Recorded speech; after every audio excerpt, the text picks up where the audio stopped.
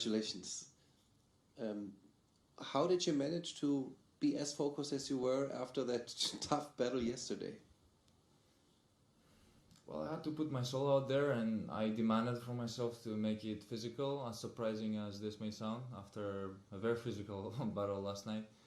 I knew that my body might not respond the same way that I wanted to, but I had certain demands, and I kind of stick to those demands and made them happen, as surreal as it may sound. You know, I wanted to stay on the court as much as I had to, and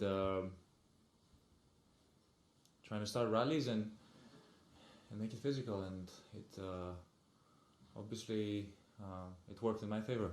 Are you working with a psychologist, for example, in order to really improve the best or reflect these tough matches the best in such a short period of time, being able to really see yourself at 100% again 12 hours later? Well, for the most part, being on ATP Tour, I have been working with a psychologist, and in fact, not only now, but I've been working with him in my junior prime years, starting from as young as 12 years old. He's helping me a lot. Yeah.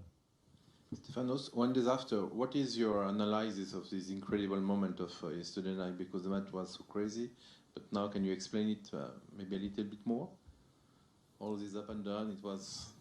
Well, yeah, it shows that, you know, on clay you shouldn't be giving up, even if you are in situations like this. That things are possible, and if you put a little bit of soul and a little bit of more patience and decrease your unforced errors and try and focus on each individual rally on its own, and maybe not go for too much and not go for too less, but find that good balance where you are able to just stay there for as long as you need, as long as it is required. That was the turnaround point when I was able to implement that on my mind and try to reduce as much as I could the unforced errors which were coming from end of the second set till that moment, and that paid off really well. It was a great turnover. Well done.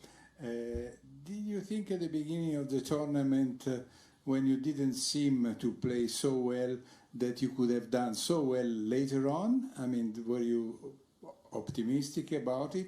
And also, what do you think could be done in order to avoid that on Friday you have 4 quarters finals in the same court, which means that some match will finish at 11 o'clock at night, it has happened many times and can influence the result of the match. Which question do you want me to answer? You start which one you want. There were a lot of questions. No, just 2. Okay, so first one. Start again.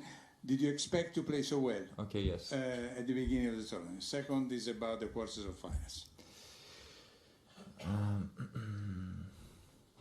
Well, at the beginning of the tournament, I seemed to be able to perform and produce some good tennis, even though some may see it as if it wasn't my best. I was still able to win those matches in 2 sets, until the battle last night, which there was a point where I felt stuck. I felt like nothing really was working the way I wanted to.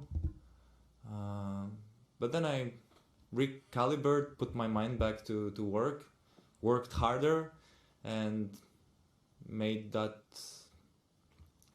unbelievable comeback. I wanted to say also, expecting the quarterfinals. I've experienced and encountered that before, playing late matches. You never know what can happen. I mean, in Grand Slams you have that in best of 5. You do. But you could have also, I don't know how many matches you have in a Grand Slam. If it's a best of 5 match, it could really go late.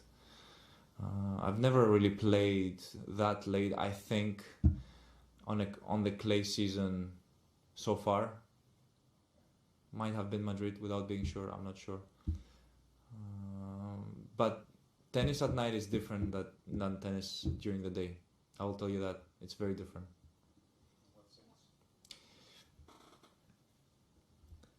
You're dealing with less changes of the sun, of the light.